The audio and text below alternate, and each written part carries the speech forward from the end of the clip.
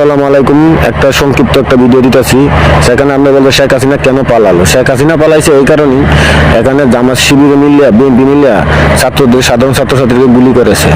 আর সেনা প্রধানের মধ্যে দুইটা গ্রুপ ছিল, যেমন ছিল বাংলাদেশের পক্ষে, আর ফজলুর রহমান ছিল বাংলাদেশের বিপক্ষে, জামাত শিবির বিএনপির পক্ষে। তখন তারা ছিল পাকিস্তানের পক্ষে।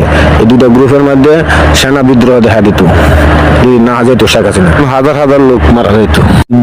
সূত্রে খবর, লেফটেন্যান্ট জেনারেল মোহাম্মদ ফজলুর রহমান জামাতে ইসলামের কট্টর সমর্থক বলেই পরিচিত। পাকিস্তানের আইএসআই এর মধ্যেও তার মিত্র রয়েছে বলে খবর।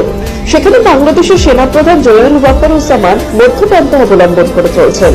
কিন্তু বাংলাদেশের অনেকেই হয়তো তাকে বর্তমান পরিস্থিতির মূল চক্রী হিসেবে দেখছেন। তবে সেনানিবাসের এই ঘটনার সামনে আসতে বোঝা যাচ্ছে বেশ কিছুটা চাপে হাজার হাজার লোক মারা যেত।